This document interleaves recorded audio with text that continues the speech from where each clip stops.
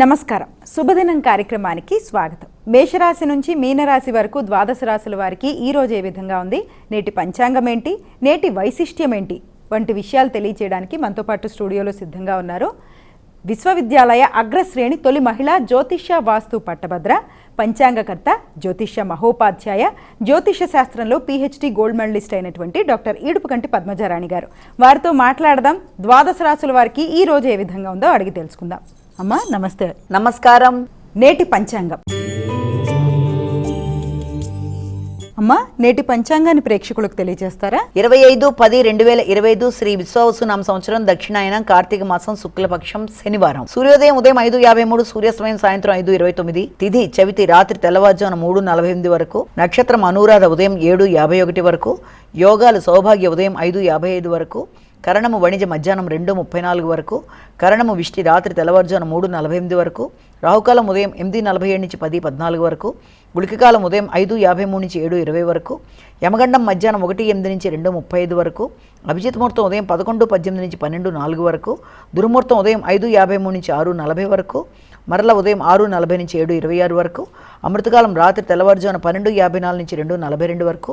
వర్జం మధ్యాహ్నం 2:08 నుంచి 3:56 వరకు. నేటి రాశి ఫలాలు. మేషరాశి.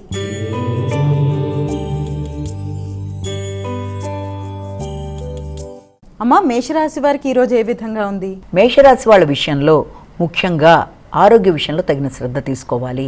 ముఖ్యమైన విషయాల్లో మానసిక ప్రశాంతతను పెంపొందింపు చేసుకోవాలి. కొత్త ప్రదేశాల్లో ఆహార స్వీకరణ విషయంలోనూ, ఆరోగ్యానికి సంబంధించిన విషయాల్లోనూ తగిన జాగ్రత్తలతో ముందుకు వెళ్ళాలి. డ్రైవింగ్ చేసేవాళ్ళు తగిన విధంగా కాన్సన్ట్రేట్ చేస్తూ ముందుకు వెళ్ళాలి. అన్నిటికంటే ముఖ్యంగా మీ యొక్క స్నేహ సంబంధాల విషయంలో కానీ, లేకపోతే ఆత్మీయులైన వ్యక్తులతో కానీ ఘర్షణలకి, వైరుధ్యాలకి దూరంగా ఉండడం బట్టి చాలా వరకు అనుకూలమైన ఫలితాలు సాధించడానికి అవకాశం ఉంటుంది. వృషభ రాశి.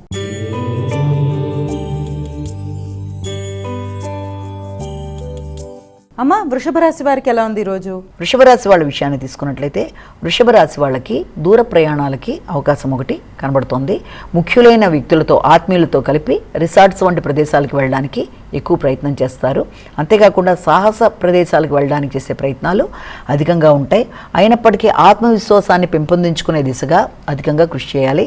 స్నేహ సంబంధాల విషయంలోనూ, నూతన పరిచయాల్లోనూ, కమ్యూనికేషన్ విషయంలోనూ ఘర్షణలకి వీలైనంతవరకు దూరంగా ఉండాలి. ముఖ్యంగా స్నేహితులతో మాటల విషయంలో కానీ, లేకపోతే ఆత్మవిశ్వాసాన్ని కోల్పోయే విధంగా ప్రవర్తించకుండా వారికి సహకారాన్ని అందిస్తూ వాళ్ళతో అభిప్రాయ భేదాలు రాకుండా తగిన విధంగా జాగ్రత్తలు తీసుకోవాలి. సంతాన వర్గం, కుటుంబ సభ్యులతో కూడా కలిపి నిర్ణయాలు తీసుకునేటప్పుడు ముఖ్యంగా ఆర్థిక సంబంధమైన విషయాల్లో, ప్రయాణాల విషయాల్లో వాళ్ళు చెప్పేది కూడా వింటూ ముందుకు వెళ్ళినట్లయితే మంచి ఫలితాలు సాధించగలుగుతారు. మిథున రాశి.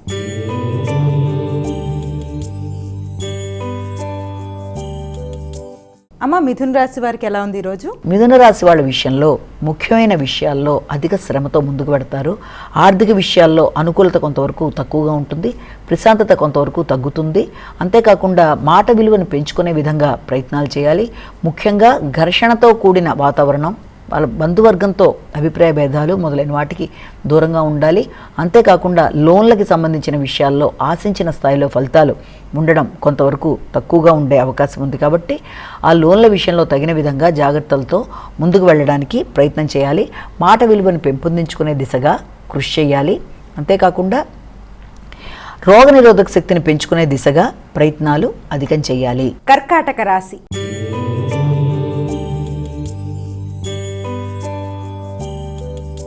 అమ్మ కర్కాటక రాశి వారికి ఎలా ఉంది ఈరోజు? ఆలోచనలలో అధిక శాతం ఆందోళనకి, ప్రశాంతత లోపానికి అవకాశం ఉన్న రీత్యా ప్రశాంతతని పెంపొందించుకోవాలి. ఘర్షణలు అధిగమించాలి. ముఖ్యంగా ప్రయాణాలకు సంబంధించి కానీ, తోబుట్టువులతో కానీ మాట పట్టింపులకి దూరంగా ఉండడం అనేది చాలా వరకు మీకు మంచి ఫలితాలు ఇస్తుంది. అలాగే కీర్తిని పెంపొందించుకునే దిశగా కృషి చేయాలి. వ్యక్తుల యొక్క ప్రభావం వల్ల మానసిక ప్రశాంతత తగ్గడమే కాకుండా మీ మీద మీకు తగ్గే అవకాశం ఉంది. కాబట్టి మీ మీద మీకు నమ్మకాన్ని పెంపొందించుకోవాలి. మీ విలువను మీరు గుర్తించి దానికి తగిన దిశగా మీరు ప్రయాణం చేయాలి. ఇబ్బంది పెట్టే వ్యక్తుల్ని అధిగమించే ప్రయత్నాలు చేయాలి. అలాగే పూర్వపు రుణాలు తీర్చడానికి ప్రయత్నం చేయాలి. ఆధ్యాత్మిక ఆలోచనలతో ప్రశాంతతను పెంపొందించుకుంటూ ముందుకు వెళ్ళడానికి మీరు చేసే కార్యక్రమాలు చాలా వరకు అనుకూలంగా ఉంటాయి. సింహరాశి.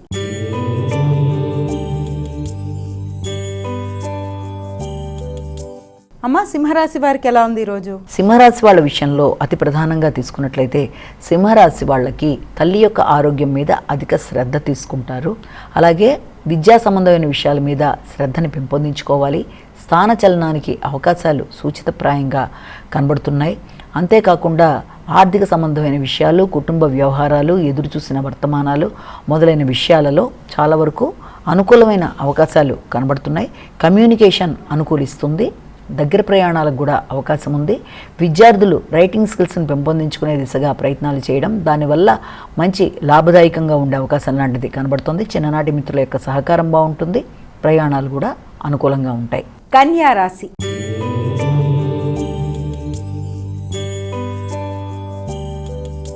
అమ్మ, కన్యారాశి వారికి ఎలా ఉంది ఈరోజు? కన్యారాశి వాళ్ళ విషయాన్ని కనుక తీసుకున్నట్లయితే కన్యారాశి వాళ్ళకి వ్యక్తుల సహకారాన్ని కోరుకుంటారు. దూర ప్రదేశాల నుంచి వర్తమానాలు ఆనందాన్ని కలిగించే అవకాశం ఉంది. ఆర్థిక సంబంధమైన విషయాలు, మీ ఎఫర్ట్స్, మీ నిర్ణయాలు మొదలైనవి సామాన్య ఫలితాలు ఇస్తూ ఉండే అవకాశం ఉంది. కొన్నిసార్లు మీ ఆలోచనలను ఇతరులకి వ్యక్తపరిచేటప్పుడు కమ్యూనికేషన్ ప్రాబ్లం వచ్చే అవకాశం ఉంది. టెక్నికల్ ప్రాబ్లమ్స్ని అధిగమించాలి. అలాగే ఎలక్ట్రానిక్ వస్తువుల విషయంలో జాగ్రత్తగా ఉండాలి. విద్యార్థులు రైటింగ్ స్కిల్స్ని పెంపొందించుకోవాలి. రాత నైపుణ్యాల విషయంలో ఇబ్బందులు ఎదుర్కోవడం వల్ల చెప్పింది మననం చేసుకోవడం వేరు, దాన్ని శ్రవణం ద్వారా వినదాన్ని రైటింగ్ రూపంలో అంటే రాత రూపంలో చెప్పేటప్పుడు కొంత ఇబ్బందులు ఎదుర్కొనే అవకాశం ఉంది. కాబట్టి ఆ విషయంలో జాగ్రత్త తీసుకోవాలి. దస్తూరిని పెంపొందించుకునే దిశగా కృషి చేయాలి. తులారాశి.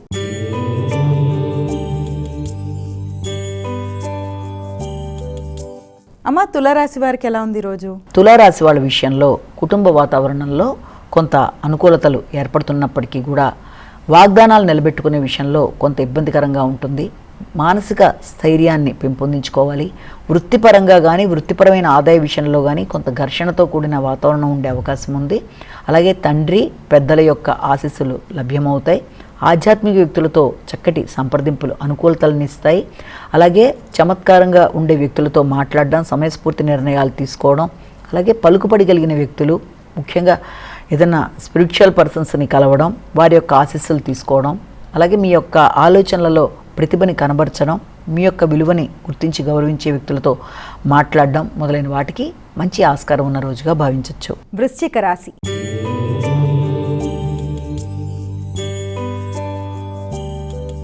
అమ్మ, వృశ్చిక రాశి వారికి ఎలా ఉంది ఈరోజు? వృశ్చిక రాశి వాళ్ళకి ఆర్థిక సంబంధమైన విషయాల మీద కొంత ఆత్మస్థైర్యం తగ్గుతున్నట్టుగా ఉన్నప్పటికీ కూడా ఆకస్మికంగా వ్యక్తుల సహకారంతో ఆ సమస్యని అధిగమించడానికి అవకాశం ఉంది. అలాగే ముఖ్యంగా వారసత్వంగా వచ్చే విషయాలలో కానీ, అలాగే ఆర్థిక సంబంధమైన విషయాలలో కానీ మీకు అనుకూలతలు ఏర్పడే అవకాశం ఉంది. లాజికల్ థింకింగ్ మిస్ అయినా కూడా మీకు వ్యక్తుల సహకారంతో పనిని నిర్వర్తించుకుంటూ ముందుకు వెళ్ళడానికి మంచి వ్యక్తుల యొక్క సహకారం లభ్యమయ్యే అవకాశం అనేది ఉంది.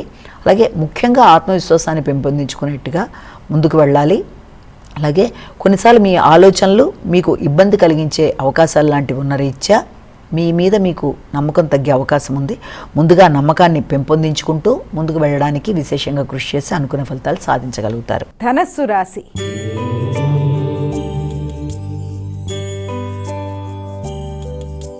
అమ్మ, ధనస్సు రాశి వారికి ఎలా ఉంది ఈరోజు? ధనస్సు రాశి వాళ్ళ విషయంలో ముఖ్యమైన విషయాలలో ఆకస్మికమైన ఖర్చులు కానీ, వ్యాపారపరమైన విషయాలు, ముఖ్యంగా వ్యాపారం అలాగే మీ యొక్క వృత్తి, వీటికి సంబంధించిన విషయాలలో ఆకస్మికమైన మార్పులు, ఖర్చులు, శ్రమ మీకు కొంత ఇబ్బంది కలిగించే అవకాశం ఉన్న రీత్యా ఆ విషయంలో తగిన శ్రద్ధ తీసుకుంటూ ముందుకు వెళ్ళాలి.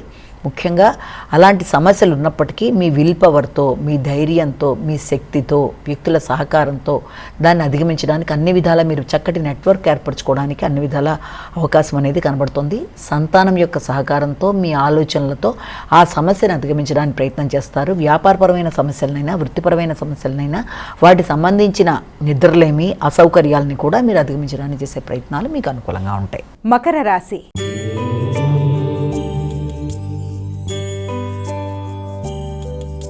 మకర రాశి వారికి ఎలా ఉందమ్మా ఈరోజు? మకర రాశి వాళ్ళ విషయాన్ని కనుక తీసుకున్నట్లయితే మకర రాశి వాళ్ళకి ముఖ్యమైన విషయాలలో శత్రువులుగా ఉండే వ్యక్తుల యొక్క కూడా వారు మిమ్మల్ని ఇబ్బంది పెట్టడానికి చేసే ప్రయత్నాల వల్ల, వారి ప్రయత్నాల్లో ఉండే ఆలస్యాల వల్ల అది మీకు అనుకూలంగా ఉండే అవకాశం.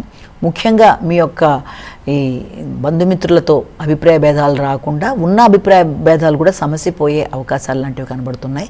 ముఖ్యంగా మీ జీవిత భాగస్వామితో కలిసి మీరు తీసుకునే నిర్ణయాల వల్ల, వారితో చర్చల వల్ల మీ బంధుమిత్రులతో ఏర్పడే అపార్థాలని అధిగమించడానికి మంచి సమయంగా కూడా దీన్ని మీరు భావించవచ్చు. భాగస్వామి యొక్క ఆరోగ్య విషయంలో కూడా తగిన విధంగా శ్రద్ధ తీసుకుంటారు. వారి ఆరోగ్యం కూడా కొంతవరకు అనుకూలంగా మీకు సపోర్ట్ ఇవ్వడానికి అవకాశం కనబడుతుంది. అంతేకాకుండా విద్యాపరమైన విషయాల్లో కూడా విద్యార్థులకి అనుకూలమైన సమయంగా దీన్ని మనం భావించవచ్చు. వృత్తిపరంగా ఒక ధైర్యం, ఒక నమ్మకం, మీలో ఒక స్థిరత్వం, మీరు తీసుకునే నిర్ణయాలు మీకు అనుకూలంగా ఉంటాయి. కుంభరాశి.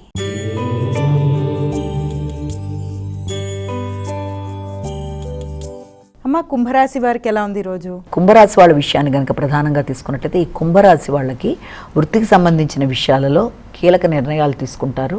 వృత్తిపరంగా మీరు తీసుకునే నిర్ణయాలు మీ అభివృద్ధికి అవకాశాన్ని ఇస్తాయి. ముఖ్యంగా మీ ఆలోచనలు, అలాగే మీ ఆకస్మిక నిర్ణయాలతో వృత్తిపరంగా మీరు కొన్నిసార్లు సామాన్యమైన నిర్ణయాలుగా అవి మారే అవకాశం ఉంది. మీరు తీసుకునే నిర్ణయాల వల్ల జాగ్రత్తలతో ముందుకెళ్ళాలి. వ్యాపారపరమైన విషయాలు కానీ, మీరు తీసుకునే నిర్ణయాలు కానీ మీకు ఉపయోగకరంగా ఉండేట్టుగా మీరు తగిన విధంగా శ్రద్ధతో ముందుకు వెళ్ళాలి. అలాగే వృత్తిపరమైన విషయాల్లో మీ మాటల వల్ల మీ గౌరవాన్ని పెంపొందించుకునే దిశగా మీరు కృషి చేస్తారు. లాజిక్గా ఆలోచిస్తారు, థింకింగ్ లెవెల్స్ పెంచుకుంటారు, కమ్యూనికేషన్ అనుకూలంగా ఉంటుంది, వ్యక్తుల సహకారం కూడా బాగుంటుంది.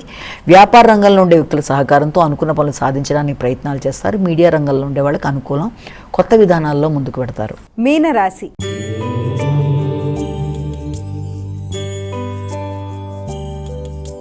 అమ్మ, చివరిదైన మీనరాశికి ఏ విధంగా ఉంది ఈరోజు? మీనరాశి వాళ్ళ విషయం తీసుకున్నట్లయితే మీనరాశి వాళ్ళకి ముఖ్యమైన విషయాలలో తగిన విధంగా జాగ్రత్తలు తీసుకోవాలి. ఆత్మస్థైర్యం విషయంలో తక్కువగా ఉంటుంది.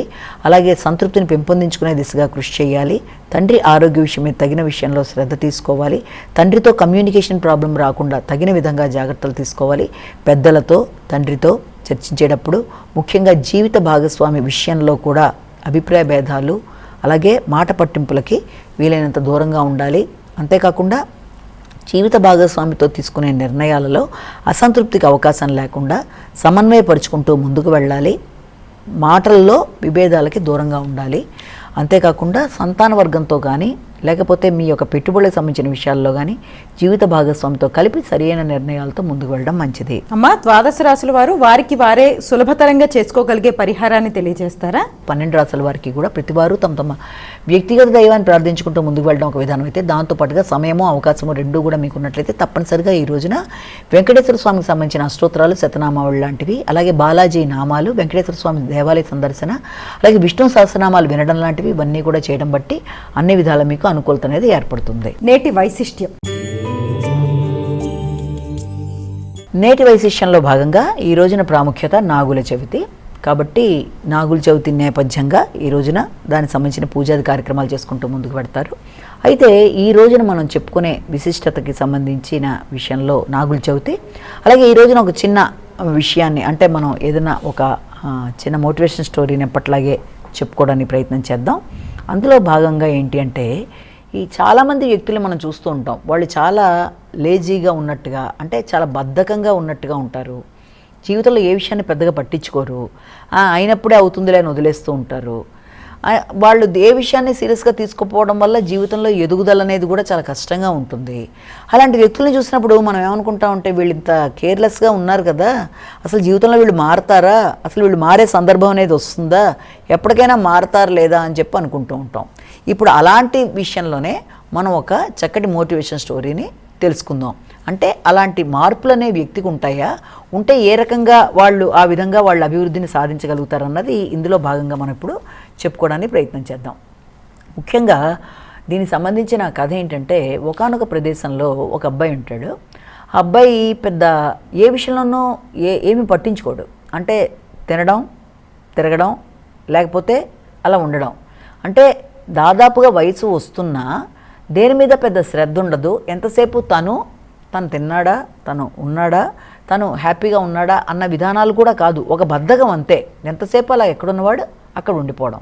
అతను ఒక చాలా చాలా చాలా చాలా మిడిల్ క్లాస్ కంటే తక్కువ కుటుంబంలో పుట్టిన వ్యక్తి. అయితే వాళ్ళ ఇల్లు కూడా ఎక్కడో దూరంగా ఒక కొండ మీద లాంటి ప్రదేశంలో ఉంటుంది. తండ్రి ఒక అగ్రికల్చర్ అంటే ఒక వ్యవసాయదారుడిగా ఉంటాడు పాపం. అలాగే చిన్న చిన్న పొలం పనులు చేసుకుంటూ వాళ్ళు ఏదైనా వృత్తిపరంగా ఆయన ఈ రకంగా వరి ఇలాంటి వ్యవసాయం చేసుకుంటూ ఉంటాడు ఆయన. కానీ కొడుకు ఏ విషయంలోనూ సహకరించాడు, పెద్ద ఏది ఆయన విషయంలో పట్టించుకోడు. ఇది ఆ అబ్బాయి యొక్క ప్రవర్తన. అయితే కొడుకు అలా ఉన్నప్పటికీ కూడా పాపం తండ్రి ఇంకేం చేయలేక వదిలేస్తాడు. కానీ రాను రాను ఏమవుతుందంటే తండ్రి ఒకసారి ఏంటంటే ఈ రకంగా వ్యవసాయానికి సంబంధించిన ఇది వరి వేయడం, అది పంట కోతకి సిద్ధంగా ఉండడం, పక్షులన్నీ వచ్చి అది ఆ పంటలో ఉండేవన్నీ తినేస్తూ ఇబ్బందికరంగా తయారు చేస్తూ ఉంటాయి. అప్పుడు కొడుకుతో అంటాడనమాట, బాబు కొంచెం ఆ పక్షుల్ని అదిలించి పక్షుల తినకుండా కొంచెం జాగ్రత్తగా చూడాలి, అలాగే పొలాలకి నీళ్ల విషయంలో జాగ్రత్తగా ఉండాలి, ఇవన్నీ కొంచెం సహకరించు నాకు అని కూడా అడుగుతాడు. అడిగినా కూడా ఇతని బద్ధకం కదా, ఆ చెట్టు కింద అలాగే పడుకొని ఆ పక్షి వచ్చినప్పుడు ఒకసారి అలా అనేసి అలా చేస్తే అవి పెద్ద పట్టించుకో, అవి మామూలుగా వచ్చేసి ఆ గింజలన్నీ తినేయడం అవన్నీ చేసేస్తూ ఉంటాయి, కంకులు అవన్నీ కూడా. అయితే ఇతను ఏం చేస్తాడంటే తర్వాత కాలక్రమేణా తండ్రి ఆరోగ్యం కూడా బాగోదు, ఆయనకి భయం వేస్తుందన్నమాట. ఇప్పుడే ఇలా ఉంది, రేపు పొద్దున్న నేను పూర్తిగా అడ్డం పడిపోయి నేను ఎందుకు ఇదైపోతే, నా కొడుకు నాకు ఏ రకంగా సహకరించకపోతే పరిస్థితులు ఎలాగని కూడా బెంగపెట్టుకుంటాడు ఆయన. బెంగపెట్టుకున్నట్టుగానే అవుతుంది. అయిన తర్వాత కుటుంబ బాధ్యత ఇంకా తండ్రి కదలలేని పరిస్థితి ఉన్నప్పుడు కొడుకు మీద పడుతుంది.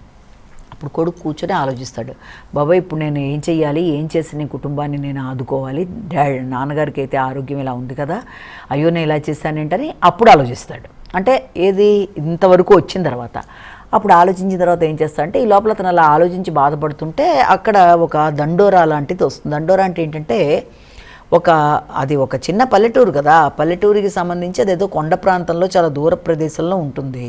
ఆ చిన్న ఊళ్ళో ఏదన్నా ముఖ్యమైన విషయం ఉందంటే దాంతో కొట్టి, ఒక డప్పు లాంటి దానితో కొట్టి ఇలా జరగబోతుంది, ఇలా చేస్తామని చెప్పి ఒక విషయాన్ని అందరికీ అర్థమయ్యేటి చెప్పడం అనమాట. ఆ ఊరి వాళ్ళందరూ నలుగురు ఎదురు కలిసి ఒక చోట క్రోడీకరించుకొని ఒక చోట కూర్చొని మాట్లాడుకుంటుంటారు. ఏంటి అని ఈ అబ్బాయి అడిగితే ఏం లేదు, పక్కన మనకి మహారాజు అది ఒక రాజ్యంలో ఒక చిన్న ప్రదేశంగా మనం భావించాలి దీన్ని. అక్కడ ఆయన ఒక దండోరా వేయిస్తున్నాడు. ఆయన ఒక కొత్త రకమైన కాంపిటీషన్ అంటే ఏంటి, ఒక రకమైన పోటీ పెడుతున్నారు. ఆ పోటీలో ఎవరైతే నెగ్గుతారో వాడికి తప్పనిసరిగా ఒక పెద్ద పెట్టెడు బంగారు నాణ్యాలు ఇస్తాడు ఆయన. అదే ఆ దండోరా యొక్క విధానం. అది చెప్తున్నారు వచ్చి ఇక్కడ అంటాడు. అంటే దాని యొక్క విషయాలు ఏంటి చెప్పండి నేను ఎడతానంటే వాళ్ళందరూ నవ్వుతారు, అతన్ని వెటకారం పట్టిస్తారు. నువ్వు అసలు నీకున్నంత బద్ధకం ఎవరికీ లేదు, నువ్వు ఏది పట్టించుకోవు, మీ ఇంట్లో విషయాలే నువ్వు పట్టించుకోలేదు, మీ నాన్నకు ఆరోగ్యం ఎలా ఉన్నా కూడా నువ్వు పట్టించుకోలేదు, అసలు నీకు ఏమీ అక్కర్లేదు, నువ్వు ఎంతసేపు నువ్వు బాగున్నావా, తిన్నావా, పడుకున్నావా అన్నట్టుగా ఉంటావు తప్ప నీకున్నంత బద్ధకం భూమి మీద ఎవరికీ లేదు, నువ్వు వెళ్ళి ఇప్పుడు ఆ పోటీలో నెగ్గుతావా, నువ్వు అసలు నువ్వు మాట్లాడేదేమన్నా కరెక్టేనా అని చెప్పి అందరూ గేలు చేస్తారు అతన్ని. అయితే అతను ఏమంటాడంటే సరే మీరు వదిలేయండి, నాకు ఆ విషయం ఏంటో చెప్పండి బాబు, నేను ప్రయత్నం చేస్తాను నేను అంటాడు. అంటే సరే అని వాళ్ళు చెప్తారు. సరే అక్కడి నుంచి 3 రోజులు టైం ఉంటుందన్నమాట ఆ పోటీకి వెళ్ళడానికి.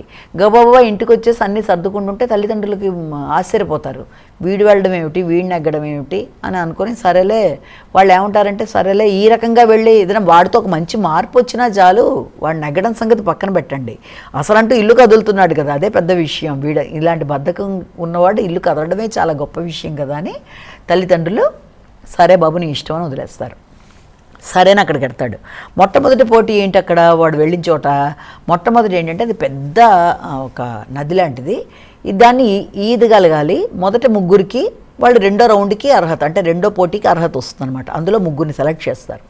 అందరూ చూస్తే గజ ఈతగాళ్ళలో ఉన్నారు, పెద్ద పెద్ద ఈత వచ్చిన వాళ్ళ ఉన్నారు, మంచి స్విమ్మర్స్. వాళ్ళ యొక్క శారీరక పరిస్థితి చూడంగానే వీడి మీద అనుమానం వచ్చేస్తుంది అబ్బాయికి. అదేంటి నేను అనవసరంగా తొందరపడ్డానా, నేను చేయడం ఏంటిది అని చెప్పి అనుకుంటాడు. అందులో రూల్ ఏంటంటే ఇక్కడి నుంచి అక్కడ దాకా వెళ్ళాలి పోటీలో. ఈతని కాదు, మొత్తానికి ఆ నదిని వీళ్ళు దాటాలన్నమాట. వీడు అనుకుంటాడు, అందరూ అప్పటికే దాంట్లో వెళ్ళిపోతారు, ఈత వచ్చిన వాళ్ళందరూ కూడా అందులో దూకేస్తారు, వెళ్ళిపోతూనే ఉంటారు. అప్పుడు వీడు అనుకుంటాడు, తర్వాత వీడికి ఒకటి మాట స్ట్రైక్ అవుతుంది, ఇక్కడి నుంచి అక్కడికి వెళ్ళమని అన్నారు కానీ ఈతనే చెప్పలేదు కదా, నేను ఒక పని చేస్తే ఎలా ఉంటుందని చెప్పి అక్కడ ఒక చెట్టు పడిపోయి ఉంటే దాంతో చిన్న బల్లకట్టులాగా చిన్న తయారు చేసుకొని దానికి ఒక తెడ్డు లాంటి తయారు చేసుకొని దాని మీద ఇతను కూర్చొని దాని నీళ్ళని తోసుకుంటూ చిన్న పడవ లాంటి బల్లకట్టు అంటారు అన్నమాట, చిన్నది. అది పూర్వ ప్రదేశాల్లో కొన్ని చోట్ల ఉంటుంది. అది ఆ చిన్న దాని మించి వీడు వెళ్ళిపోతూ ఉంటాడనమాట, ఆ నీళ్ళని తెడ్డులా వేసుకుంటూ. అలా వెళ్ళిపోతూ వాళ్ళందరికంటే దాటుకుంటూ ముందర వెళ్ళిపోతాడు. అంటే మీరు నీళ్ళని దాటాలి అన్నారు కానీ ఈత అని చెప్పి చెప్పలేదు కదా, చెప్పిందేంటి ఈ యొక్క ఒడ్డు నుంచి ఆ ఒడ్డుకి వెళ్ళాలి, అదే కదా అంటే అప్పుడు ఇది కూడా వెళ్ళినట్టే కదా అని చెప్పి వీడు తెలివిగా ఆలోచించి వెళ్ళిపోతాడు. సరే అని చెప్పి మొత్తానికి వీడిని మొదటి రౌండ్లోంచి రెండో పోటీలోకి ఎడతాడు. అంటే ముగ్గురిని తీసుకున్నారు ఇందులోంచి. మళ్ళీ ఈ ముగ్గురులో కూడా ఏమని పెట్టారంటే పోటీ, రెండో పోటీ ఇంకా విచిత్రంగా ఉంటుంది. రెండో పోటీ ఏంటంటే చాలా చాలా చాలా బలిష్టమైన ఒక చెక్క అనమాట. చెక్క అంటే అసలు అది కదపలేం మనం. అలాంటి చెక్కలు ముగ్గురు ముందు పెడతారు, 3 బాక్సులు లాంటి పెద్ద పెద్దవి పెట్టి, ఇది మీరు దొర్లించుకుంటూ 1 కిలోమీటర్ దూరం తీసుకెళ్ళాలి అని చెప్తాడు. దానికి ఇన్స్ట్రుమెంట్స్ కూడా పెడతారనమాట. ఒక ఇన్స్ట్రుమెంటే తీసుకోవాలంటే పరికరాలు, ఒక దాంట్లో ఏంటంటే పరికరాలు, ఒక సుత్తి, కొడవలి, తాడు, తర్వాత చాకు, తర్వాత రంపం, రకరకాలవన్నీ ఉంటాయి. కానీ ఒకటే తీసుకోవాలి వస్తువు అందులోంచి. సరే గుణపం ఇవన్నీ ఉంటాయి. అందులో మొదటివాడు ఏం చేస్తాడంటే చక్కగా ఒక పెద్ద తాడు తీసుకుంటాడు. ఆ తాడును దానికి కట్టి చాలా బలిష్టంగా ఉంటాడు అతను. దాంతో లాగడానికి ప్రయత్నం చేస్తూ ఉంటాడు. రెండో వాడు ఏం చేస్తాడు, ఇలా కాదని పెద్ద బలిష్టమైన ఒక గుణపం లాంటి దాంతో దాన్ని తీయడానికి ప్రయత్నం చేస్తాడు.